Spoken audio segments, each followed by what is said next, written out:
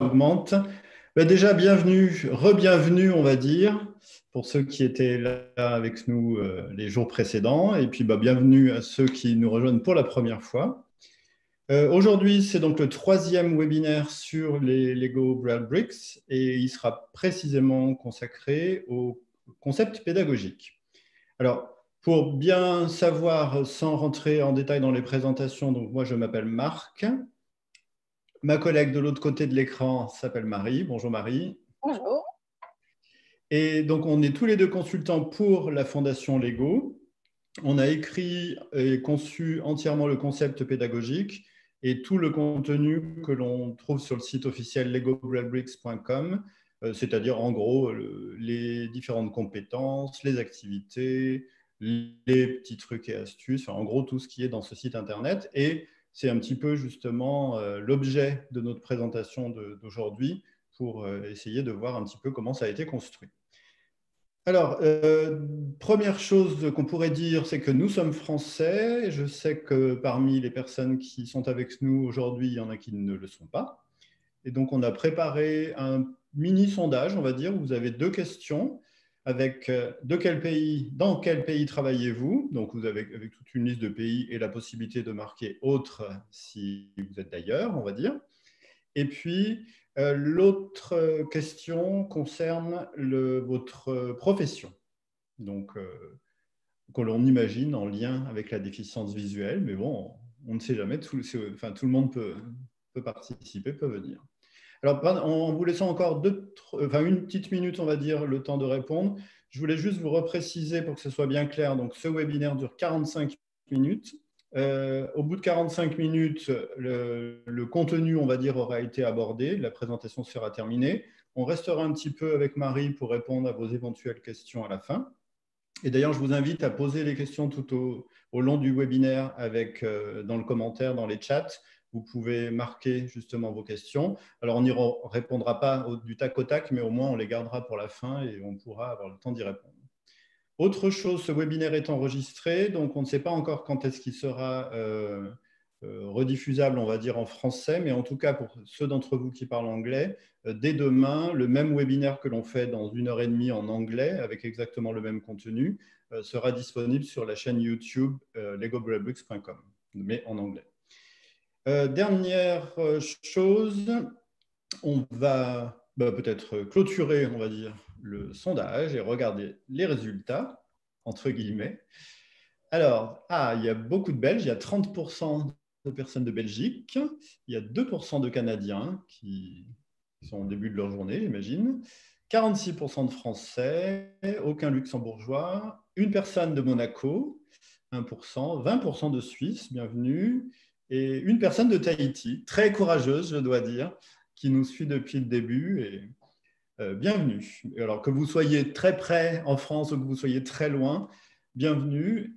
La deuxième question, on va dire, c'est un petit point sur lequel on voulait un petit peu insister. Donc, je vais déjà lire les résultats pour ceux qui n'ont pas accès à l'écran. Donc, il y a 46% d'enseignants spécialisés, 6% d'enseignants de classe ordinaire, 1% d'assistants d'éducation, 2% de spécialistes basse vision, 14% d'ergothérapeutes. Les ergothérapeutes sont en force aujourd'hui. 2% d'instructeurs de locomotion, aucun parent, et 37% d'autres, donc beaucoup d'autres. Ce que vous pouvez faire justement, c'est noter dans le chat justement c'est quoi cet autre, quelle est votre profession, si vous voulez le dire. Et une chose importante dans la présentation, au fil de l'eau, on va tout le temps, enfin surtout moi, j'ai tendance à dire tout le temps enseignant spécialisé, etc., puisque c'est ce que je faisais dans le passé.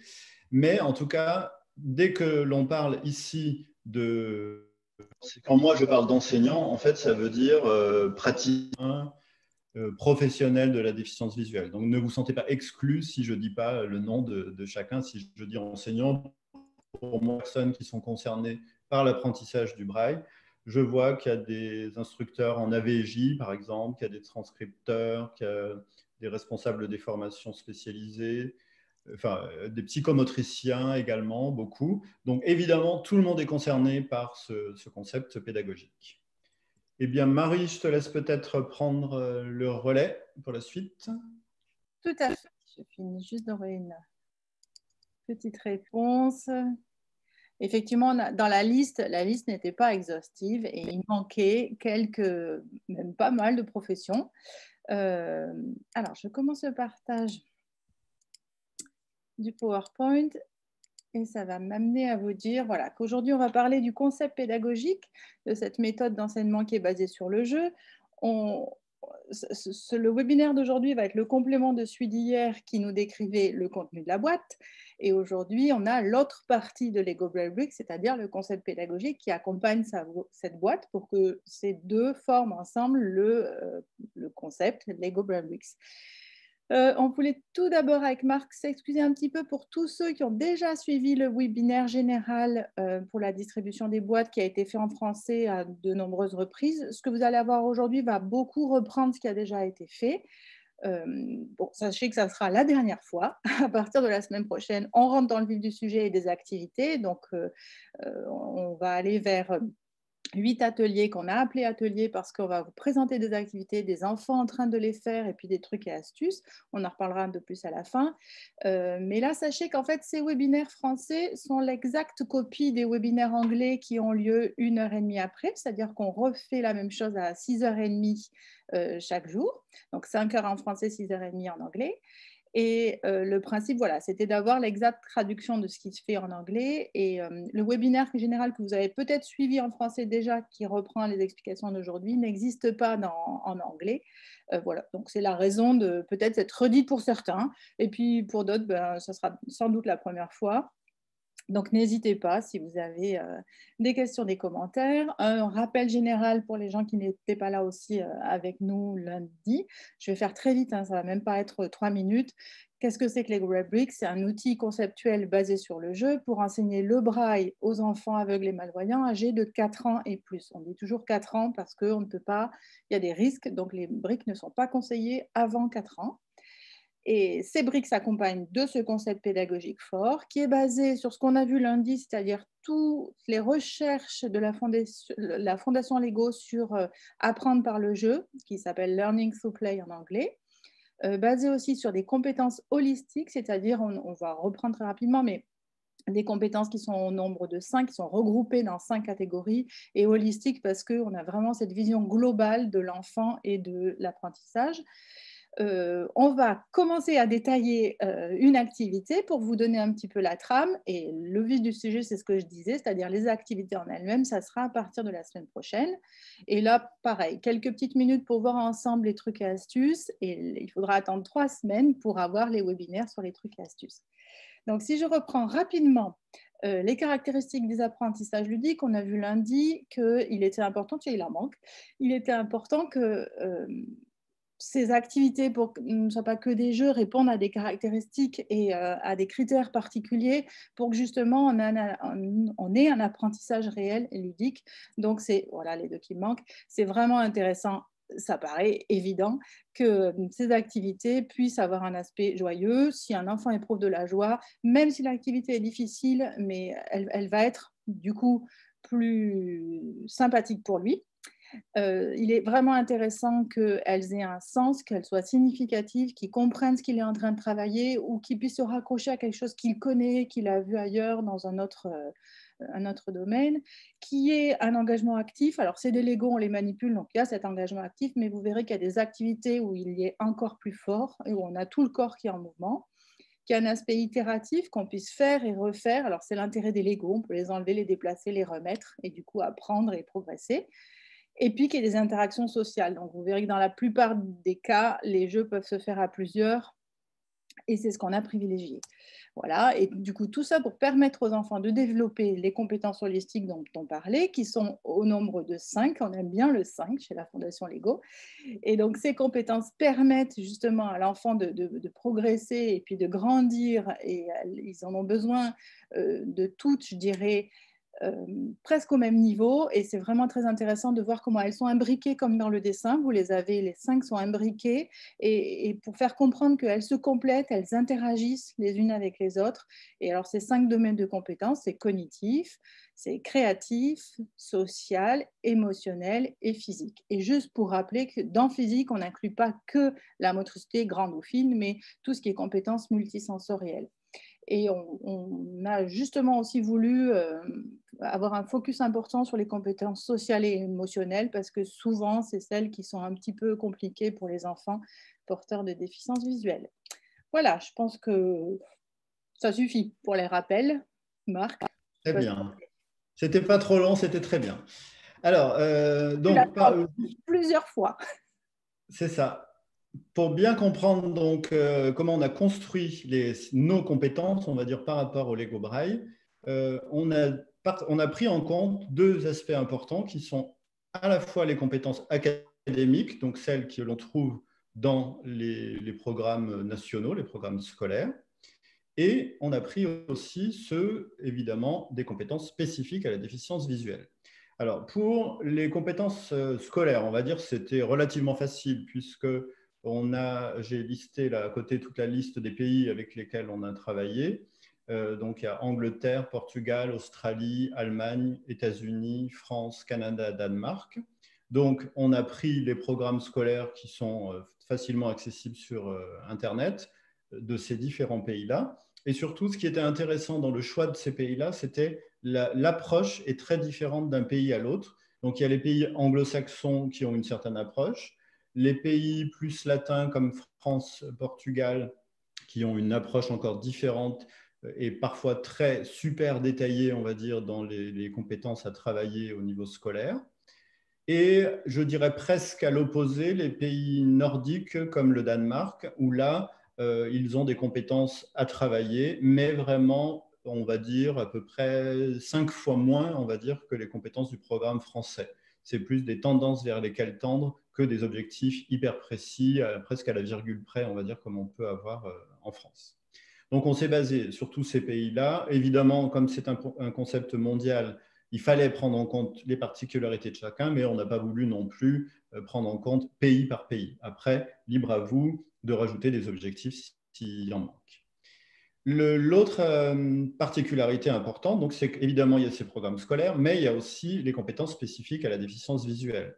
Donc là, on a pris en compte ce que l'on avait, et c'était pas forcément très riche ni facilement accessible, on va dire, parce que certains pays ont des programmes complets sur la déficience nationale, sur la déficience visuelle, mais au niveau national, avec par exemple l'Angleterre qui a ce qu'ils appellent un VI curriculum. On a également les États-Unis qui ont le programme le plus abouti, qui s'appelle l'Expanded Core Curriculum. Donc, Expanded Core, c'est le programme national normal, on va dire, ordinaire, et Expanded, il est justement étendu à la déficience visuelle. Et on a eu accès à beaucoup de bilans pré-braille, de différentes listes d'objectifs de braille qui étaient travaillées presque, je dirais, à droite, à gauche par certains établissements. Et alors, ce que je vous propose, si vous le voulez bien, c'est justement, vous, peut-être, d'avoir votre opinion, on va dire, vous, comment vous travaillez par rapport à la déficience visuelle. Est-ce que vous avez des bilans spécifiques à travailler ou une liste d'objectifs, ou est-ce que vous n'en avez pas? Donc, le premier, c'est non comme réponse. Le deuxième, oui, vous avez un bilan au niveau national dans votre pays. D'autres au niveau local, ça peut être dans une école, un établissement, une région éventuellement. Ou alors vous-même qui avez fabriqué votre propre bilan, parce que justement, il n'y en avait pas. Donc, quand on lance et orange, ça veut dire aussi si vous avez fait vous-même votre liste de compétences. Ça peut être alors, j'attends, on va dire, encore 20 secondes. Ça peut être intéressant d'ailleurs. Comment? Je dis, ça peut être intéressant que vous nous mettiez dans le chat le nom que vous avez donné à ce bilan. Si c'est bilan, si. Oui, s'il a un nom. Alors, on peut peut-être mettre fin au vote et regarder les résultats. Alors, je rappelle la question, utilisez-vous un bilan spécifique à la déficience visuelle? Donc, il y a 35% qui n'en utilisent pas, 1% qui a un bilan rédigé au niveau national, 35% qui ont des bilans rédigés au niveau local, 28% qui l'ont fabriqué eux-mêmes et 3% autres. Donc oui, comme dit Marie, c'est intéressant. Ceux qui ont mis autres, par exemple, si vous pouvez nous donner des petites pistes un petit peu dans le chat, pourquoi vous ne vous êtes pas retrouvés dedans et qu'est-ce que vous utilisez? Et puis éventuellement, comme disait Marie, le nom du programme que vous utilisez.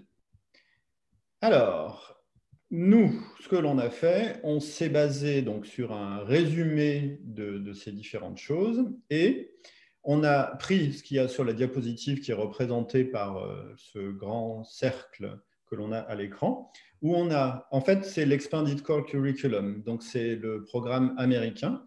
Donc au centre, on a le noyau, on va dire, qui représente le Core Academics, donc les programmes scolaires, les objectifs scolaires. Et tout autour, on a 9 petits carrés qui gravitent. Et dans ces 9 petits carrés, on a les différents aspects que l'on doit travailler quand on est déficient visuel. Alors, j'allais dire, c'est intéressant parce que ça fait aussi appel aux différentes professions parce que ça peut être simplement l'interaction sociale, ça peut être la locomotion, l'orientation et mobilité, ça peut être les nouvelles technologies, ça peut être les compétences tactiles, etc. Donc, tout le monde, je dirais, se retrouve un petit peu dans ces petits carrés. Et l'idée, c'est de voir les objectifs nécessaires à travailler avec un enfant déficient visuel et pour tendre à arriver, on va dire, à l'objectif final qui est l'atteinte et le travail des objectifs scolaires. Donc voilà un peu notre principe de travail. Donc ce qu'on a fait comme organisation, on va dire, de travail, on a pris l'ensemble de ces compétences avec Marie, on a tout dépouillé, tout lu dans le détail et on a regardé les compétences qui pouvaient être faites, travaillées avec les Lego Braille. Donc, on a, de manière presque arbitraire, on va dire, parce qu'on ne voulait pas qu'il y en ait 3000 non plus, donc on en a pris 1000 niveaux scolaires et 1000... non, je reprends, on en a pris 100. Oui, tout le monde aurait dû partir en courant. Non, c'est pas ça. On en a pris 100 au niveau académique et 100 au niveau spécifique de la déficience visuelle. Et on a constitué un groupe de travail où on a demandé, alors c'était principalement des enseignants spécialisés dans plein de pays du monde entier. Et pendant 6 mois, on a travaillé un petit peu ces objectifs pour voir, on les a affinés pour voir s'ils parlaient bien à l'ensemble des professionnels, si la grande majorité des professionnels se reconnaissaient dans ces objectifs, pour pas que ça soit complètement quelque chose de plaqué et d'arbitraire qui arriverait dans le pays. Il faut que ça parle. On disait tout à l'heure que les activités doivent avoir un sens significatif pour les enfants. Ben, c'est pareil pour évidemment les professionnels. Donc on est arrivé à un choix, au final, on a 124 compétences holistiques, tout mélangées, scolaires et déficience visuelle. Et c'est ce qu'on retrouve dans le site Internet. Alors, pour vous expliquer un peu, alors ceux qui sont déjà allés dans le site Internet ont peut-être déjà fouillé, mais l'idée, c'est qu'on se retrouve avec donc une liste complète avec les 5 catégories évoquées par Marie, créative, physique, sociale, cognitive et émotionnelle. Un petit résumé de ce que c'est si on avait oublié. Et, alors je ne vais pas rentrer dans le détail, hein, on vous l'a déjà dit plein de fois. Et si vous cliquez sur un des petits dessins, une petite icône, vous arrivez sur la suite que je n'ai pas à mon écran. Je suis un petit peu en décalé. Merci. Donc, c'est une petite vidéo pour vous montrer. Ouais, je ne peux pas l'activer, du coup, Marie. Voilà, je te laisse faire. Donc, pour vous montrer dans le site internet abracadabra.org où trouver les informations. Donc, si vous êtes sur la page d'accueil, si vous descendez un peu plus bas, vous avez une partie Lego Braille Bricks et un accès direct au Lego Braille, la partie Lego Braille Bricks. Mais vous pouvez aussi, si vous êtes sur la page d'accueil, aller directement dans les liens en haut. Vous avez un tout petit endroit où c'est écrit Lego Braille Bricks qui vous amène à la grosse partie Lego Braille. Et quand vous êtes dans cette partie-là, c'est la traduction exacte de ce qui est dans le site anglais. Donc, il y a 2 parties, apprendre par le jeu et fiche d'activité. Donc là, aujourd'hui, c'est apprendre par le jeu. On retrouve ce qu'on a déjà vu lundi et on retrouve nos listes d'objectifs que l'on vient de voir avec les 5 icônes de compétences holistiques que l'on a. Et ce que je disais, donc avec un petit résumé à chaque fois de ce qui se cache, on va dire, un petit peu derrière. Et l'idée, c'est donc quand vous cliquez sur la partie qui vous intéresse, émotionnel dans notre cas, eh bien, en fait, on a accès à la liste complète des objectifs travaillés dans la partie émotionnelle. Donc, rangés d'abord avec la partie académique et ensuite la partie spécifique à la déficience visuelle. Donc, vous avez, par exemple, exprimé de nombreux sentiments et émotions d'une manière appropriée à la cause, au contexte et à la gravité de la situation, discuter de ses goûts et de ses aversions personnelles, etc. Et l'on retrouve caché, je dirais, sous chaque petit cadre, évidemment, la même chose. Donc, pour le côté, là, nous sommes maintenant dans la partie physique, qui est de loin la plus importante parce que avec la partie cognitive que l'on retrouve beaucoup à l'école et la partie physique que l'on retrouve beaucoup dans la partie déficience visuelle, puisque dans physique, il y a tout ce qui est compréhension orale, conscience auditive, la différenciation auditive, toutes les compétences tactiles également pour reconnaître des objets, les formes, tout le travail, on va dire, sur le toucher, sur la manipulation. Donc, tous ces éléments-là se retrouvent dans la partie physique. Donc, on se retrouve avec la liste la plus longue, en fait, de toutes les compétences que l'on a dans le site Internet. Alors, je laisse défiler jusqu'au bout.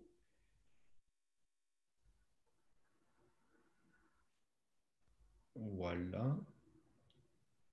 Voilà, je veux dire, je suis toujours un petit peu en décalé par rapport aux projections de Marie, donc c'est pour ça que j'attendais la suite. Mais du coup, Marie, je te redonne la parole.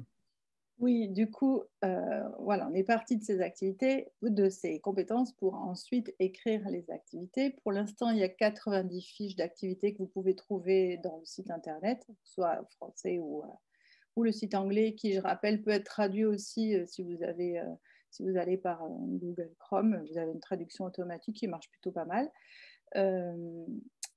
90 fiches d'activités réparties en pré-braille et braille. Notre idée, c'était vraiment de pouvoir développer un panel d'activités de 4 ans jusqu'à 18 et de pouvoir justement donner un peu pour tous les enfants cet accès-là et de quoi travailler avec ces briques. Vous verrez que dans les fiches d'activité, il n'y a jamais d'âge indiqué parce que on peut être grand mais avoir besoin de retravailler de la motricité fine et du coup de partir sur des activités pré-braille.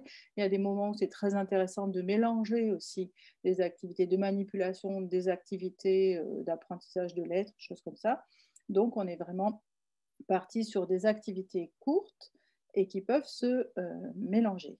Alors, pré-braille, braille, ça veut dire donc 45 activités en pré-braille, 45 en braille. Pré-braille, qu'est-ce qu'on entendait par pré-braille? Alors, ce n'est pas du tout une liste exhaustive. Vous avez à l'écran une liste de compétences qui sont travaillées dans les activités pré-braille. Par exemple, tout ce qui est les compétences tactiles, que ce soit de l'exploration ou de la discrimination. On a aussi veillé à avoir des activités qui permettent de travailler la motricité fine, la coordination manuelle, ce qu'on attend dans les activités de pré-braille, de l'indépendance des doigts, des compétences spatiales, reconnaître la gauche, la droite, l'avant, l'arrière, le haut, le bas, enfin bon, c'est des exemples, de la reconnaissance de rythme et de motifs avec ces Legos-là, et du travail sur l'organisation spatiale de la cellule braille, c'est quelque chose de vraiment important. Vous verrez, le braille, ce n'est pas que arriver à lire tactilement une cellule sous le doigt. Il y a aussi tout un travail de représentation de l'espace qui est important. Et puis enfin, il y a un travail de l'image corporelle qui est aussi là-dedans avec des compétences qui sont travaillées. Voilà, c'est un petit résumé de ce qu'on a mis derrière Pré-Braille, nous. Et du coup, pour nous, toutes les activités pré-braille, c'est tout le départ jusqu'à la connaissance et la reconnaissance de la cellule braille, mais pas encore du caractère. Donc, on a découpé ensuite pré-braille en 3 sous-catégories d'activités. Donc, il y a 3 types d'activités dans pré-braille et 3 types d'activités dans braille. Dans pré-braille, vous avez manipulation, orientation et constellation. Manipulation, c'est tout ce qui est découvrir et s'habituer aux briques, apprendre à les manipuler, à les assembler et à les poser sur la plaque. On dit généralement que c'est des activités qui peuvent être faites avec les Lego braille ou sans. Vous pouvez tout à fait prendre des Lego classiques, ça marche parfaitement, et voire même des duplos, c'est ce qu'on disait hier. On sait qu'il y a des enfants avant 4 ans qui auraient besoin de travailler des prérequis et du coup, ça peut se faire avec ces duplos-là. Il vous suffit de les avoir sous la main et de les prendre, ou même des Lego classiques. Pour ceux qui n'ont pas encore reçu la boîte, c'est tout à fait possible. Vous avez 15 activités là-dedans qui sont assez diversifiées. Ensuite, vous avez la catégorie orientation. Là, il y avait deux soucis. Enfin, il y a deux aspects importants dans ces Lego. On a vu hier que du coup la taille était un peu plus grande pour laisser la place en bas d'imprimer le caractère. Du coup, ça implique que l'enfant va devoir trouver dans quel sens mettre la brique. Alors quand je dis il y a deux sens, c'est-à-dire d'abord comprendre qu'il faut la positionner sur la plaque d'une certaine façon, c'est-à-dire pas horizontalement ou en format paysage, mais en format portrait ou vertical, parce que c'est comme ça qu'elle va pouvoir être lue si on veut la lire telle que, enfin, lire le caractère braille et pas simplement jouer à construire quelque chose. Et deuxièmement, que quand elle est positionnée correctement, elle a un sens et elle peut être à l'envers et à ce moment-là, le caractère ne sera pas lisible. Du coup, ce sens-là, c'est vraiment cet espace qui nous le donne. Et vous verrez, il y a des activités où on apprend, on travaille, on joue avec l'enfant à découvrir et à repérer où est cet espace lisse, vide, où il n'y a jamais de point. Et on intègre que cet espace doit être, ça doit être là que est le bas de la brique. Et du coup, elle s'oriente comme ça. On va notamment planter des pommiers dans un champ pour bien comprendre que les pommes, elles sont en haut et en bas, le tronc est tout lisse. Vous verrez ça la semaine prochaine dans des activités avec Fadi et Loris. Et la dernière catégorie s'appelle constellation. Constellation, là, on est dans découvrir la cellule braille et comment les points sont disposés sur deux colonnes et apprendre à différencier les points, pas les caractères. Enfin, c'est-à-dire qu'à ces activités-là, les enfants apprennent où se trouve le point 1, le point 2, le point 3, 4, 5, 6, et ils apprennent à les repérer. Si on leur demande de trouver une brique avec le point 5, ils vont pouvoir le faire. Une brique avec le point 1 et 4, ils vont pouvoir, 1 et 2. Mais s'ils donnent la brique avec le point 1 et 2, ils ne sauront pas encore que le point 1 et 2, c'est la lettre B. Donc, on est vraiment dans le travail autour de la constellation des points. On aurait pu dire aussi de la combinaison des points, mais constellation, c'est quand même plus joli. Donc, 15 activités dans chaque catégorie.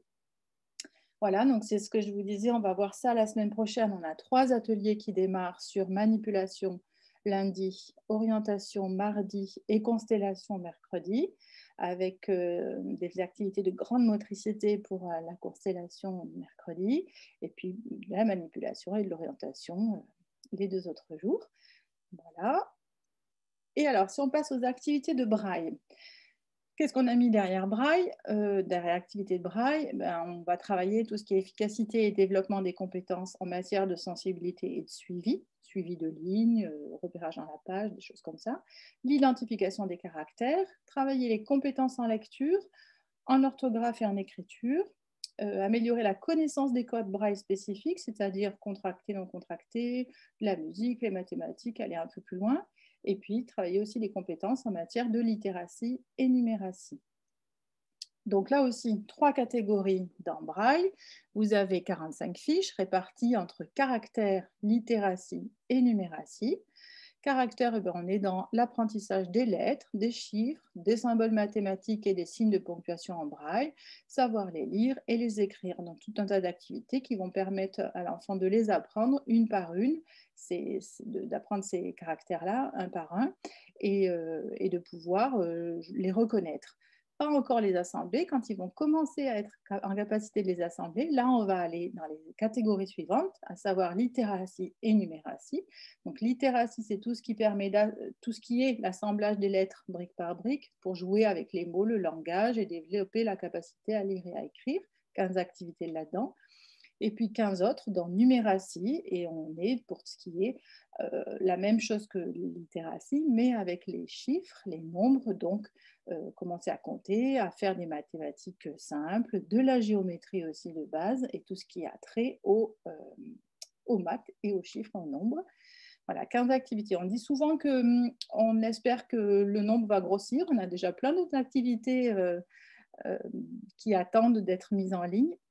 Mais on en attend aussi beaucoup de votre part et on espère que les gens vont continuer à nous partager les idées qu'ils ont pour des nouvelles activités ludiques. Donc, trois ateliers braille, donc pas la semaine prochaine c'est pré-braille, mais la semaine suivante, ça sera braille avec caractère, littératie et numératie.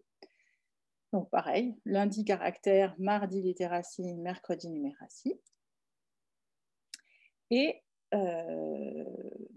petite vidéo qui vous montre où aller trouver ces activités. Donc comme disait Marc, il y a deux façons, soit directement dans le bandeau du haut, vous avez Lego Braille Bricks, vous cliquez sur fiche d'activité et ensuite en descendant, vous allez voir les catégories apparaître, donc pré-braille avec les catégories manipulation, puis orientation, puis constellation. Donc les trois se trouvent là et vous cliquez dedans et vous rentrez à chaque fois dans le groupe d'activités.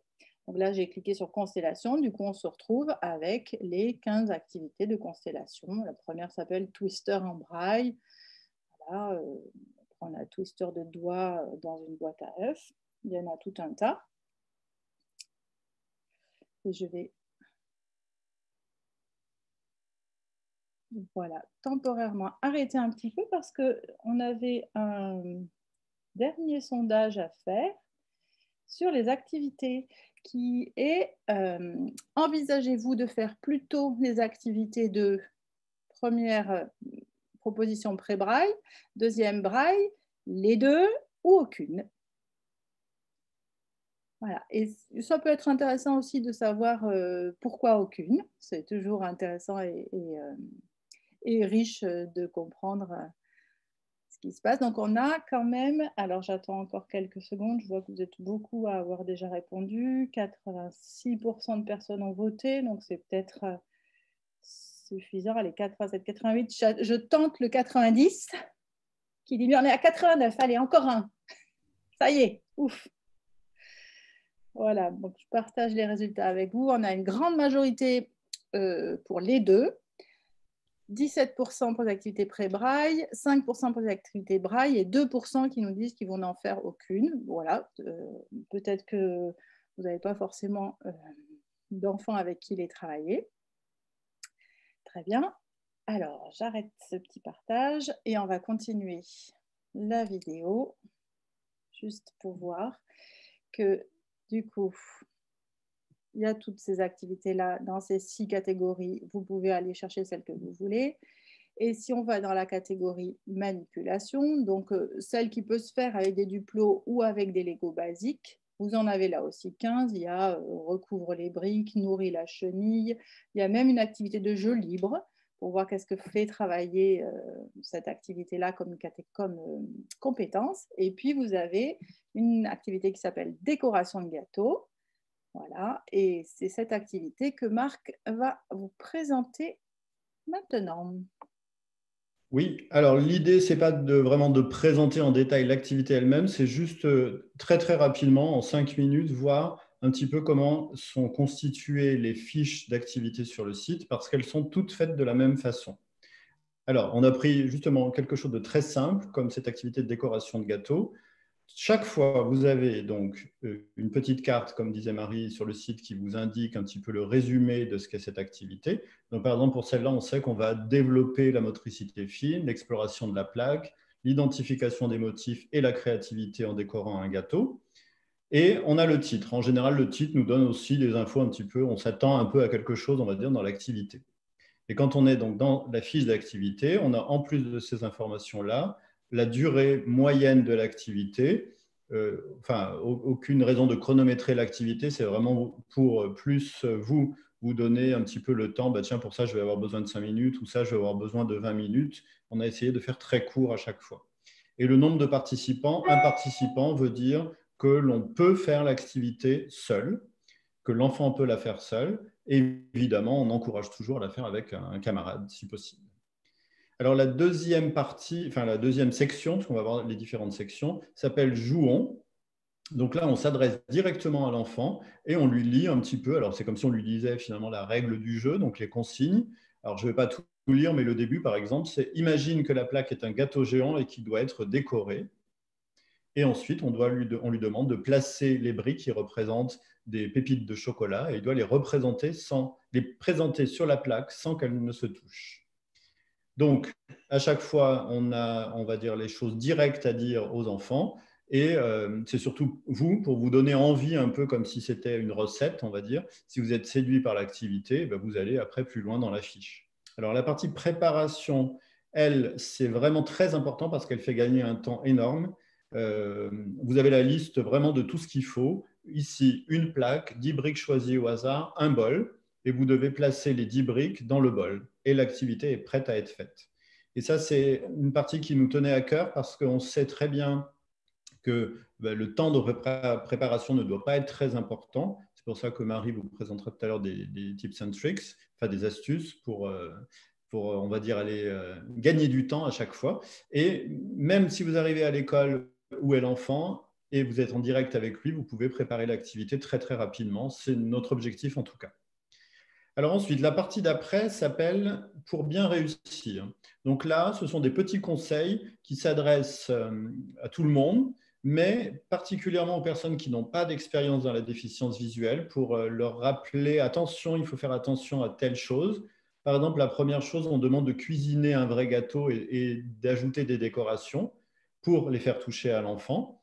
Et là, c'est simplement pour dire « Attention, si on est déficient visuel, on n'a pas forcément conscience de ce qu'est un gâteau ».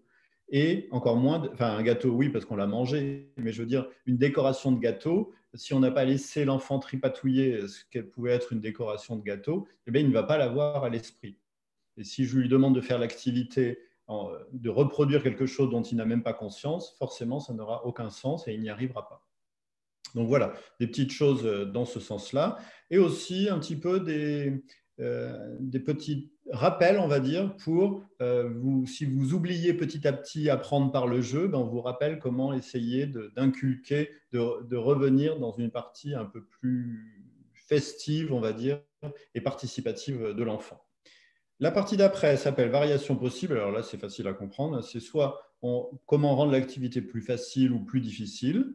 Donc en ajustant le nombre de briques, la taille de la plaque, puisqu'on vous rappelle que toutes les plaques sont compatibles. Si vous avez de vieilles plaques de Lego, ben vous pouvez les utiliser avec les Lego Braille et faire l'activité avec des camarades, donc soit en collaborant pour faire la décoration de gâteau, soit chaque enfant fait sa décoration sur sa propre plaque.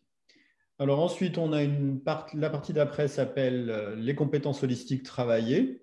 Donc là, vous reconnaissez, j'ai l'impression de rabâcher, mais du coup, c'est très important. Vous reconnaissez les 5 catégories, créatif, physique, cognitif, émotionnel et social. Et vous avez dessous le petit dessin, vous avez à chaque fois l'objectif particulier, la compétence travaillée par l'activité présentée.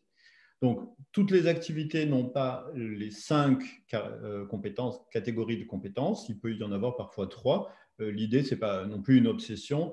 Si ça ne s'y prêtait pas, on n'en aurait pas rajouté artificiellement.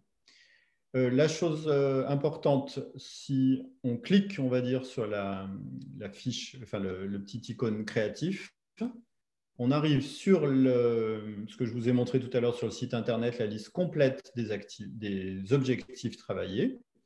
Et juste, donc là, on ne va pas rentrer dans le détail de ce qu'on a déjà parlé, mais si on va à la diapo d'après, on arrive à ce que c'est une personne d'Angleterre qui a fait ça, qui utilise en fait les différentes compétences un petit peu comme une grille de compétences qu'elle coche. Et du coup, elle a recopié dans un tableau les différentes compétences travaillées. Et à chaque fois, elle met pas de croix, mais elle met la date en fait quand ça a été travaillé. Et ça lui permet de ne pas faire tout le temps la même chose et de travailler tout le temps les mêmes compétences. Donc, elle a fait ça dans les 5 catégories.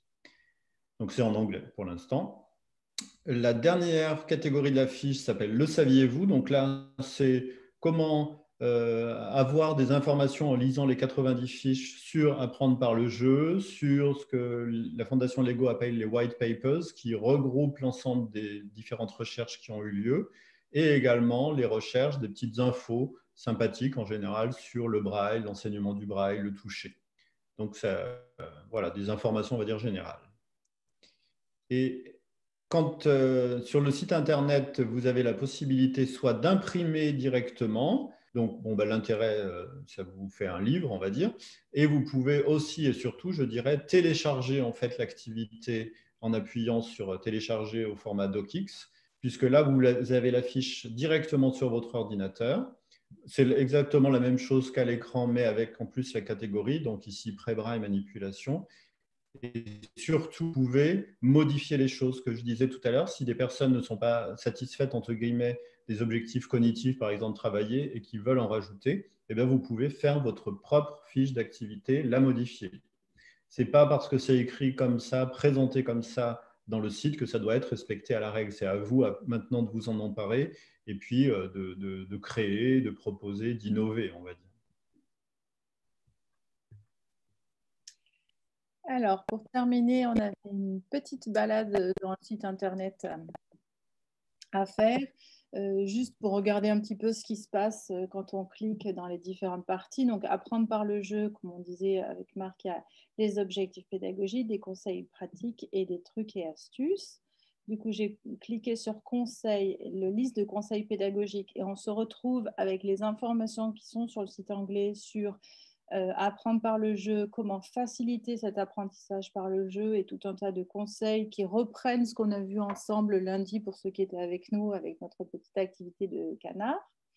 Et puis une partie aussi pour conseils généraux. Vraiment, ce concept pédagogique s'adresse à tous, y compris à des gens qui n'ont aucune connaissance en déficience visuelle et qui n'ont jamais accueilli d'élèves ou travaillé avec un enfant porteur de déficience visuelle. Donc, on voulait aussi avoir des conseils généraux tout simples pour faciliter. Le premier, par exemple, lorsqu'on parle aux enfants, c'est bien de les appeler par leur prénom pour leur faire comprendre qu'on s'adresse à eux.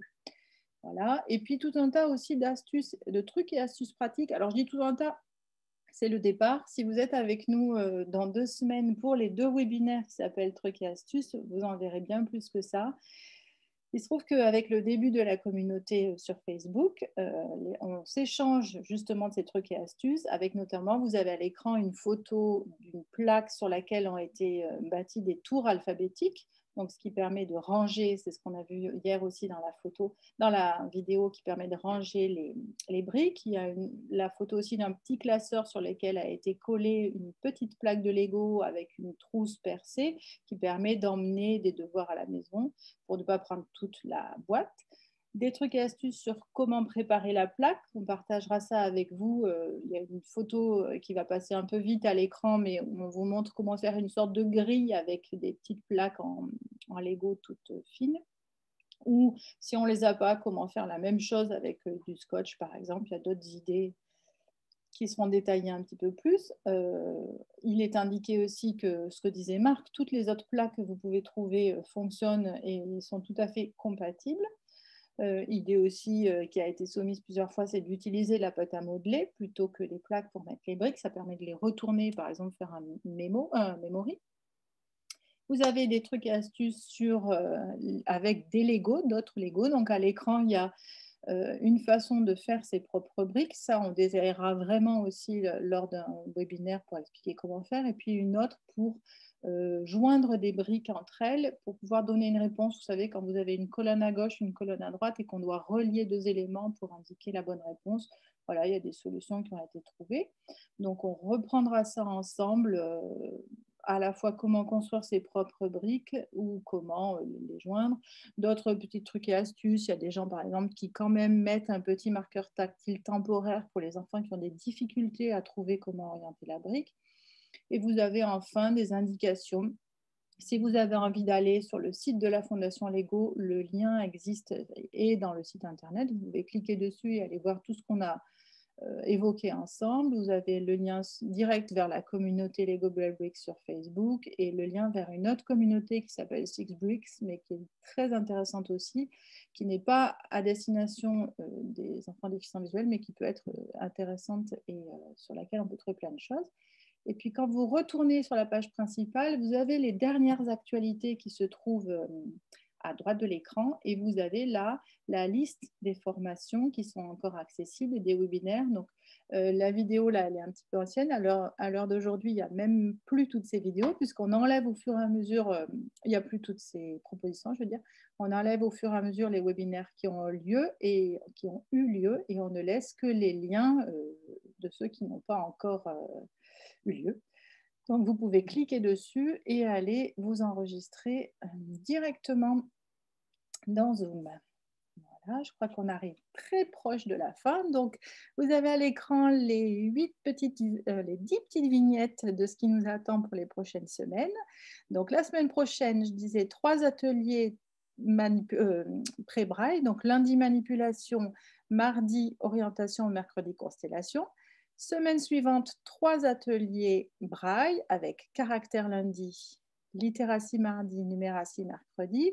Chaque fois, on va découvrir ensemble 2 activités de chacune des catégories, les détailler, les voir et puis justement pouvoir observer des enfants en train de les faire. On a eu la chance de pouvoir filmer des enfants. La semaine suivante, les 2 trucs et astuces dont je vous parlais. Donc, 2 parce qu'on a eu l'idée, donc il a fallu scinder ça en 2 webinaires. Et pour finir, la dernière semaine, 2 webinaires. Le premier s'appelle « Construire une leçon ». Là, c'était pour essayer de voir avec vous comment cumuler plusieurs types d'activités et pouvoir avoir justement une leçon cohérente un peu plus longue que la durée de chaque activité. Et le dernier s'appelle « Étude de cas ». Et là, on voulait élaborer un plan de cours pour un enfant spécifique auquel on pense, une situation particulière ou en fonction des besoins de cet enfant, de ses compétences et de ses capacités. Donc, si vous avez justement des situations, des cas ou des études de cas à nous suggérer, à nous soumettre, ça sera bien volontiers. Voilà. Je pense qu'on a quasiment dépassé. Donc là, toujours le petit rappel de Facebook. Si vous êtes adepte et que vous avez envie de nous rejoindre sur le Lego Braille Bricks Community Facebook, ça sera bien volontiers. Et puis, on se retrouve la semaine prochaine, si vous voulez bien, pour l'atelier manipulation lundi. Et il nous reste quelques minutes pour des échanges. Marc, j'imagine que tu as eu le temps de lire des questions dans le chat. Oui, alors, tout à fait. Donc, juste pour indiquer, comme on vous l'a dit hier, c'est-à-dire s'il y en a qui doivent partir, on comprend tout à fait que vous deviez le faire. Et si vous voulez attendre et entendre la réponse aux différentes questions, eh bien, vous pouvez évidemment rester avec nous. Alors, il y avait juste une personne qui redemandait si tu pouvais rapidement réexpliquer comment s'inscrire directement sur le site. Sur le site. Alors, il suffit d'aller sur le site internet et vous avez le lien. Je vais peut-être le faire en direct. Et vous partagez mon écran. J'ai aussi oublié qu'il y avait un petit sondage, alors plus court que celui d'hier si vous y avez répondu. Celui d'aujourd'hui, il n'a que 5 questions. À la fin du webinaire, si vous aviez la gentillesse de répondre à ces 5 questions, c'est super. Donc voilà, là, je suis en partage direct sur le site d'Abracadabraille. Et du coup, il vous faut trouver la catégorie qui s'appelle « Dernière actualité ». Alors, pour les voyants qui se trouvent à droite, pour les voyants latéralisés qui se trouvent à droite de l'écran et qui s'appelle « Nouvelle formation Lego Braille Bricks ». Et vous cliquez sur « Lire la suite » et ensuite, en déroulant, vous les avez toutes. Donc, apprendre par le jeu, le numéro 1 a eu lieu lundi. Mardi, nous avons eu Lego Braille Bricks, tout sur le Lego, le Braille, les briques. Aujourd'hui, c'est le concept pédagogique. Et du coup, pour chacune, vous avez à chaque fois la date, l'heure, le titre et le lien. Si je clique sur le lien direct, le lien Zoom, j'ai l'inscription qui apparaît automatique. Voilà. Oui, alors une question à laquelle je voulais répondre. Alors oui, il faut que j'arrive juste à la retrouver. Oui, oui, je dis ça, mais le site a été conçu pour être accessible. Donc, si vous avez des difficultés et que ça ne fonctionne pas, écrivez-nous. On essaiera de voir ça. Mais normalement, ça fonctionne et il est accessible assez facilement. Oui, alors donc il y avait une question de quelqu'un qui nous dit que donc elle a constaté qu'il peut y avoir des fois des soucis d'orientation, notamment sur certaines briques. Alors en fait, il y en a très peu, mais c'est vrai que vous avez raison. Par exemple, si on prend, il y a le signe plus, par exemple, si on le met à l'envers, ça fait une parenthèse fermée. Il y en a très, très peu. Et on a constaté que finalement, à ce niveau, on va dire, quand on utilise ces symboles-là en numératie, les enfants sont suffisamment à l'aise en braille pour arriver à mettre finalement les briques dans le bon sens. Et en gros, ça ne gêne pas. Et ce que disait Marie tout à l'heure dans le site internet en montrant, certaines personnes ont quand même souhaité sur certains symboles mettre un petit repère tactile pour vraiment indiquer où était le bas dans le cas de ce qui avait été sur la photo. Mais franchement, ce n'est pas très, très utile. Enfin, nous, on a constaté que ça se passait vraiment bien. Il y en a très peu, il y en a une ou deux pour lesquelles il peut y avoir confusion. Et ce que tu citais, la parenthèse fermée, on sait qu'elle n'est pas dans la boîte de Lego, donc rapidement, ça fonctionne bien. Et comme tu dis, on l'a testé avec des enfants, des jeunes adultes qui n'avaient aucun problème. J'ai vu une question sur oui. la taille. C'est ça, j'allais dire, c'est une question qui est à la fois dans le chat et dans le Q&A. Oui, du coup, sur le fait que les caractères des briques soient plus grands que le braille réel, est-ce que ça ne pose pas problème? C'est une question qui revient souvent, pas trop. C'est une question qui revient souvent au niveau des États-Unis, avec cette inquiétude que la grosse taille de la cellule pose problème après pour passer au braille de taille réelle sur papier. Alors déjà, le braille de taille réelle sur papier, c'est ce que je disais tout à l'heure, en fait, il y a deux choses. Il y a à la fois les capacités à arriver à le reconnaître, à discriminer tactilement et à arriver à suivre la ligne, mais il y a aussi tout un travail qui est de connaissance de cette cellule braille et de chacune des constellations et des combinaisons des points pour former les caractères. Et c'est ça qu'on travaille avec les Lego. C'est évidemment pas la vitesse de lecture avec les doigts. Alors vous verrez sur les vidéos qu'on a été agréablement surpris de voir les enfants qui arrivaient à lire très vite. Alors évidemment, ça ne tombe pas sous la pupille du doigt, un Lego, c'est beaucoup trop gros, mais ils arrivent rapidement à déplacer leurs doigts et à lire les points pour pouvoir lire assez vite. Mais c'est vrai que c'est pas ça qu'on travaille là. On travaille vraiment sur un outil qui permet de faire et refaire, donc de ce dont on parlait qui est itératif.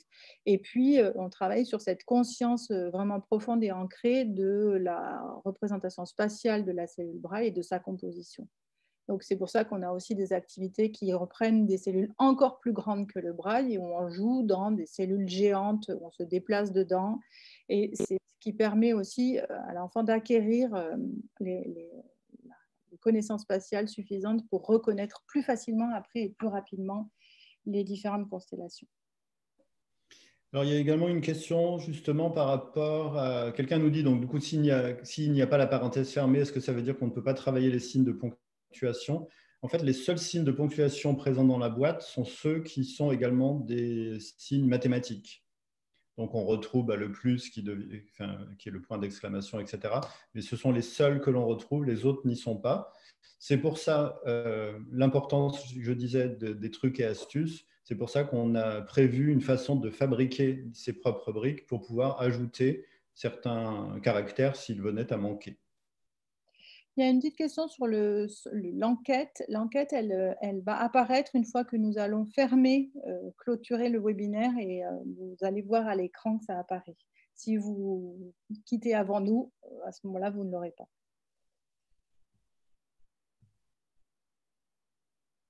Et alors, c'était une question par rapport aux différentes recherches qui ont eu lieu, des recherches universitaires. C'est Raphaël, alors je ne retrouve pas la question, mais c'était Raphaël qui posait la question. En fait, donc, il y a deux grandes… quelqu'un qui est en train de faire son doctorat au Brésil et qui a fait donc… qui est en cours, donc il n'a pas encore publié. Et il y a une université au Danemark qui travaille avec la Fondation Lego également sur ce sujet-là, des compétences holistiques adaptées à la déficience visuelle. Mais pour l'instant, rien n'a été officiellement publié. Marie et moi, on a eu accès aux résultats intermédiaires, mais pour l'instant, ce n'est pas encore publié. Et je dois dire qu'au Brésil, ça prend beaucoup de temps, donc je ne sais pas quand ça le sera.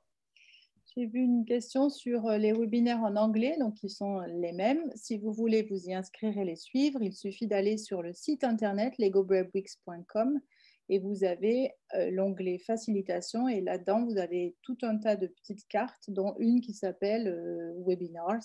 Il y a Webinar et Webinar Replay et vous pouvez aller vous inscrire au webinaire en anglais si vous préférez.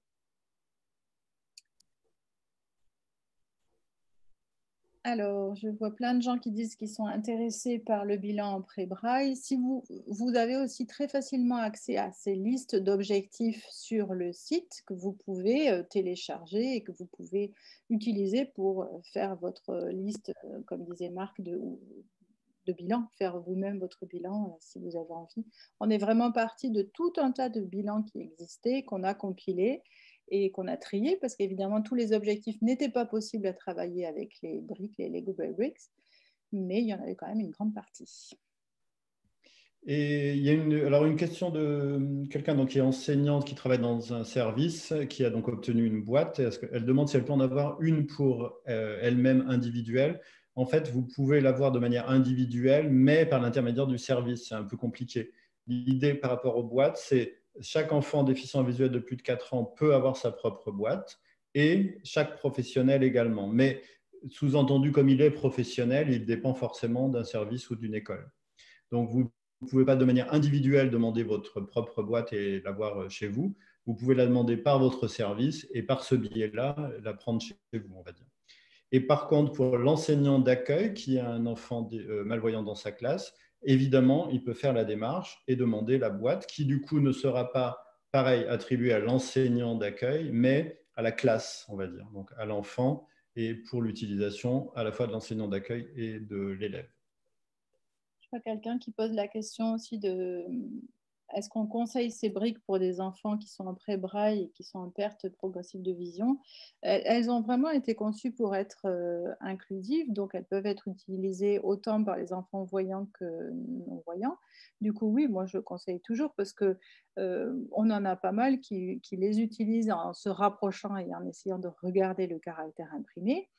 Ce qui est intéressant et qu'on admire vraiment avec ces Lego et qu'on voit de plus en plus, c'est que c'est un outil qui leur plaît, qu'ils connaissent. En général, tous les enfants connaissent les Lego, les adorent. Et par rapport à ce qu'on pouvait, nous, avec Marc, par exemple, amener comme outil dans nos séances qui étaient un peu fait maison et qui les rebutaient souvent, là, les enfants sont quand même super contents de montrer leurs Lego. C'est des Lego qu'on ne trouve pas n'importe où, qui sont assez particuliers, mais qui ont la même tête que les autres. Donc, je trouve que ça fait une publicité pour le braille qui est très intéressante et riche. Et la plupart du temps, ils sont contents d'avoir cet outil-là. Donc, autant en profiter parce que c'est pas souvent qu'un enfant d'emblée dit « Oh, ben, j'ai super envie de faire du braille ». Mais si c'est avec les Lego braille, c'est beaucoup plus simple. Et en plus, ça va au-delà. Alors évidemment, ils sont faits pour l'apprentissage du braille, on va dire, mais ça va bien au-delà, puisque comme on a vu, ça travaille aussi des compétences spécifiques à la déficience visuelle. Donc si l'enfant est en perte de vision et qui n'a pas encore besoin spécifiquement de braille, il va travailler quand même toutes les compétences tactiles nécessaires, toute la partie également de compétences académiques. Donc c'est, enfin, j'allais dire, ça fait d'une pierre trois coups presque. Voilà, je pense. Alors oui, l'utilisation avec les adultes, on est tous convaincus que ça pourrait être un outil très intéressant pour les adultes. C'est un outil qui est régulièrement aussi demandé par des classes ordinaires, par des enfants voyants, des enseignants d'enfants voyants qui voudraient sensibiliser leurs élèves au braille. Tout le monde est vraiment convaincu que ça pourrait être très intéressant. Le problème, après, il est matériel et financier. La Fondation Lego a déjà mis beaucoup d'argent dans le projet. Il y a énormément de boîtes qui sont produites et le but, c'était vraiment que les enfants qui sont en apprentissage du braille ou brailliste puissent en bénéficier. Et on n'est pas encore à pouvoir en avoir suffisamment pour ouvrir aux enfants voyants ou aux adultes, même si tout le monde est convaincu de l'intérêt. Mais je rappelle aussi que la Fondation Lego œuvre pour l'enfance et notamment la petite enfance, pas pour les adultes. Oui, alors juste pour rebondir sur une remarque de Valérie qui dit que donc ils ont testé cette semaine avec des enfants braillistes déjà et qui ça les a assez déstabilisés. Alors je dois dire que alors ça peut arriver, on va dire dans certains cas, mais vraiment le retour que l'on a à une très très grande majorité, les enfants d'abord découvrent ces briques, comprennent que c'est du braille, et après, vraiment, enfin, je ne dirais pas aucun, parce qu'on ne va jamais dire aucun, on va dire, mais très très peu ont eu des difficultés pour faire le lien avec ce qu'ils connaissaient en braille et tout de suite manipuler, écrire des mots, etc. Et on l'a testé plein de fois alors, en France, et les retours que l'on a de l'étranger, pareil, sont vraiment positifs, même pour les braillistes. Et il y a même une enseignante spécialisée qui travaille dans un grand établissement en Angleterre, qui les utilise en mathématiques avec des lycéens déficients visuels. Et en fait, ça marche, enfin, ouais, ça marche super bien. Donc, bon, peut-être que c'était le début, ça les a déstabilisés, et peut-être qu'il faut réessayer, on va dire. Ouais, voilà, je pense que je vois que les questions s'amenuisent, donc on va peut-être Et je vois que l'heure tourne aussi. voilà, arrêter ce webinaire français. L'anglais nous attend. Et puis, ben, vous avez, si vous avez quelques petites secondes pour répondre à l'enquête de fin, ça serait parfait pour nous. À lundi. À la semaine prochaine, c'est ça. Bonne fin de journée, soirée, nuit, matinée, après-midi. Au Et revoir. bon week-end en avance.